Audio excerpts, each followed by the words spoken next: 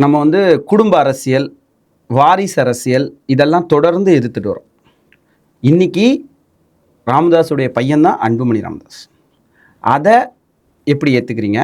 GK மணியுடைய பையன் அடுத்து இளைஞரணிக்கு வரணும் அப்படின்ற ஒரு சொல்கிறீங்க. அது எப்படி வந்து ஏற்றுக்கிறீங்க? வாரிசு அரசியலை விமர்சிக்கிறீங்க, ஆனால் வாரிசு அரசியல் தானே இப்போ நடந்துட்டுருக்கு.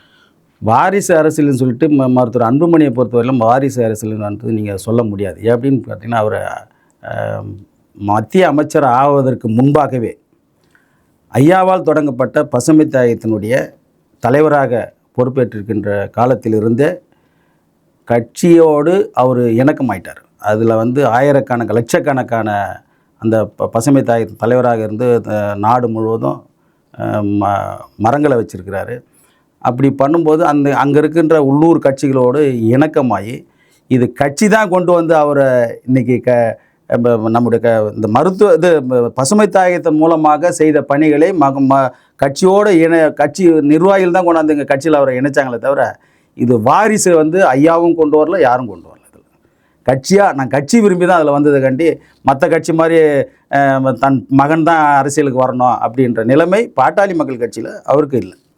ஐயாவை சுற்றி இருப்பவர்கள் சொல்வதை கேட்பது வந்து ஒரு தலைவருக்கு, அதாவது மருத்துவர் ஐயாவுக்கு அழகில்லை இல்லையா? அதே போல் மகன் இவர் நேரடியாக போயிட்டு அதை பேசி முடிச்சு, ஏன்னா நீங்கள் ஐயான்ற வார்த்தையை யூஸ் பண்ணி தான் சின்னையாவே பேசுகிறீங்க. ஆமாம். அப்படி இருக்கிற பட்சம் இந்நேரம் வந்து அதை சரி செய்யறதுக்கான வழிகள் என்ன எடுத்திருக்காரு அன்புமணி?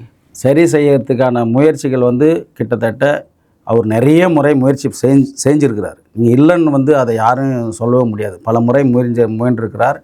ஆனால் வந்து அதை இவர் வராருன்னு தெரிஞ்சாலே அதை வேறொரு வழியில் வந்து அதை திசை திருப்பி அதை அவரை சந்திக்க விடாமல், இவர் நேராக சந்தித்து பேசியிருந்த வார்த்தை கூட செவிசாய்க்க முடியாமல் பண்ண துரோகங்கள் நிறைய. அது வந்து மருத்துவர் அன்புமணி வந்து ஐயாவோட இணக்கமாக பேசி ஒரு முடிவு எடுக்க முயற்சி பண்ணலை என்பது வந்து மிக தவறான, நிறைய முறை அதுக்கான முயற்சிகள் எடுக்கப்பட்டது. ஆனாலும் அந்த முயற்சியை நிறைவேற விடாமல் தடுத்தது ஜிகே மணி மற்றவர்கள்.